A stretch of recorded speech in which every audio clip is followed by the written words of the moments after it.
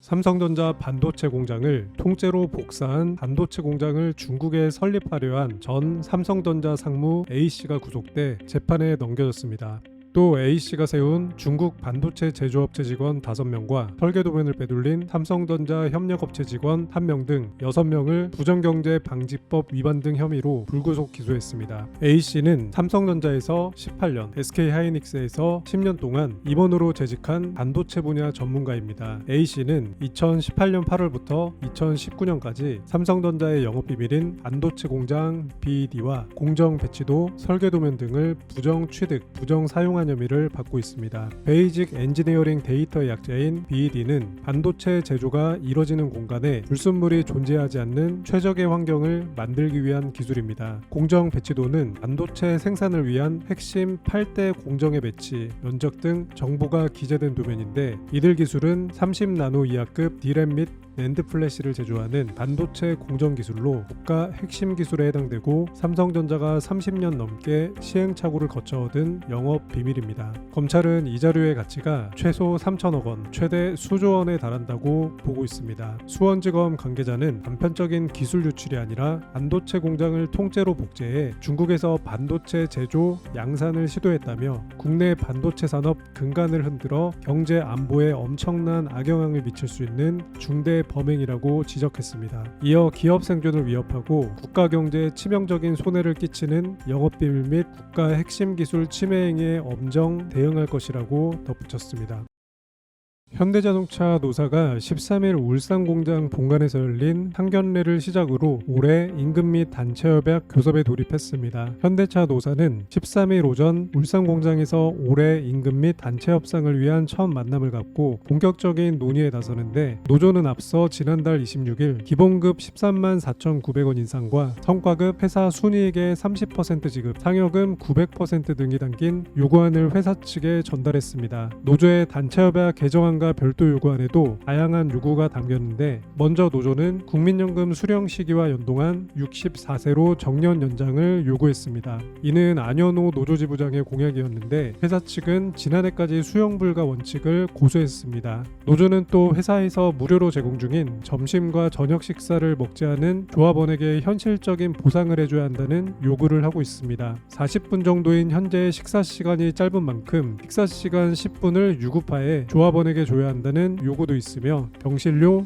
특진료의 50%를 지급하는 등의 진료비 비급여 항목 지원과 재혼에 따른 경조휴가 확대 등이 요구안에 담겨 있습니다. 또한 주거지원금 재원을 260억 원에서 520억 원 증액, 직원 할인 차종 확대, 설 추석 귀향비는 80만 원에서 100만 원으로 늘리고 50만 원인 명절 선물 단가를 물가 인상을 반영해 100만 원으로 인상, 자녀 고교 입학 축하금 100만 원 신설, 학예 휴가비 30만 원에서 100만 원으로 인상, 임금 피크제 폐지, 휴직기간 상여금 지급 등도 채택됐습니다. 현대차 노사는 최근 4년간 코로나19 사태, 일본의 백색 국가재해 조치에 따른 한일 경제 갈등 상황 등을 고려해 파업 없이 교섭을 마무리해왔습니다. 하지만 올해는 쟁점 합의가 이전처럼 쉽지 않을 것으로 예상이 되며 파업 가능성도 거론되고 있습니다. 노조는 오는 21일 단체 교섭 출정식을 열 예정입니다.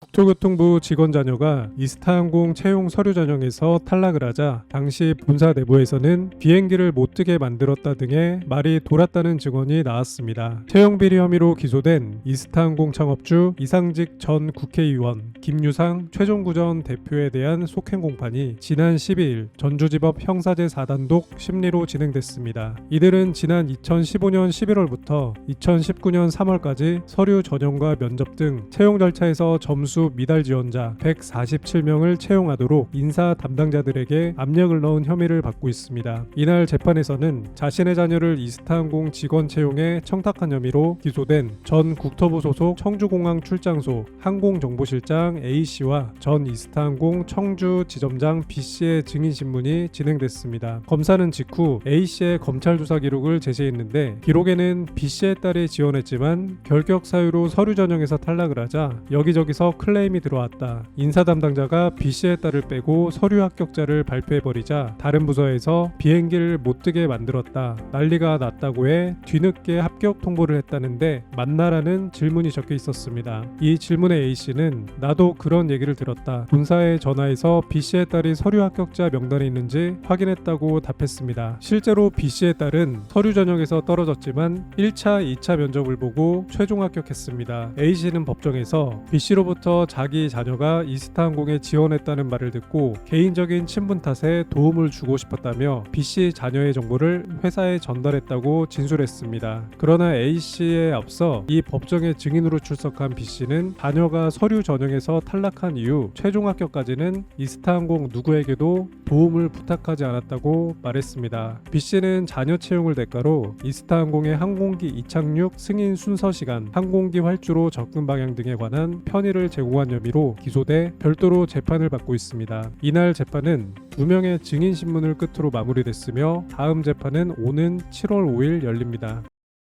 전세 사기 후폭풍으로 신음하고 있는 빌라 매매 시장이 특례 보금자리론 출시로 사면 초과 위기에 몰리고 있습니다. 아파트 거래 쏠림이 심화되면서 6억에서 9억 원 구간에서는 주택 매매 10건 중 9건 가량이 아파트로 조사됐습니다. 특례 보금자리론은 9억 원 이하 주택을 대상으로 지난 2월부터 본격 판매되기 시작했습니다. 최근 보고서에 따르면 올해 전체 주택 매매 거래 중 아파트가 차지하는 비중은 75% 이상으로 조사됐는데 2021년 66.5%, 2022년 61%에 비해 10% 이상 높아진 수치입니다. 정책 대출 상품 출시 이후 빌라 매매보다는 아파트 쏠림 현상이 더욱 심해졌습니다. 김성환 건설산업연구원 연구위원은 주택 매매 거래 금액을 기준으로 보면 올 2에서 5월 3억 원 초과 9억 원 이하 아파트 거래액이 전년 대비 12조 8천억 원 가량 증가했다며 특례 보금자리론 대상인 9억 원 이하 아파트의 경우 빌라에 비해 건수 및 거래액이 크게 늘어난 것을 알 수 있다고 말했습니다.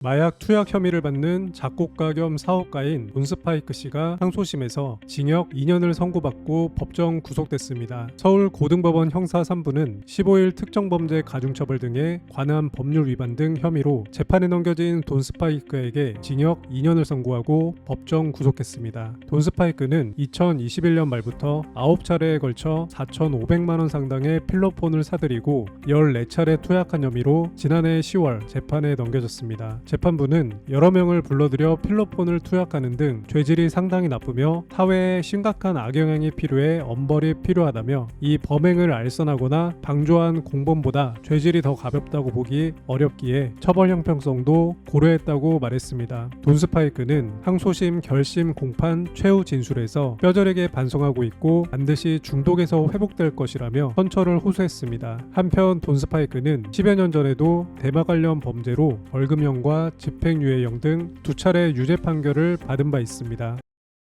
정부는 15일 일본 후쿠시마 원전 오염수 내 핵종 중 스테론튬 농도가 기준치에 2만 배에 달했다는 사실을 인정했습니다. 박구영 국무조정실 국무 1차장은 이날 정부 서울청사 오염수 방류 관련 1일 브리핑에서 도쿄전력이 공개하고 있는 저장 탱크 내 오염수의 핵종별 방사능 농도 자료 중에서 스테론튬 농도의 최대값이 리터당 43만 3,100g이 검출됐다는 보도에 대해 이 검출치가 일본 배출 기준인 리터당 30배 의 1만 배 이상이고 한국 배출 기준인 리터당 20베크렐의 2만 배 이상에 해당하는 것은 사실이라면서도 기준치를 초과하는 방사능 농도가 측정된 오염수가 그대로 방출되는 것은 아니다라고 말했습니다. 이어서 일본 측은 이러한 오염수가 기준치를 만족할 때까지 다핵종 제거 설비로 정화해 희석 후 방출하겠다고 했다고 전했습니다.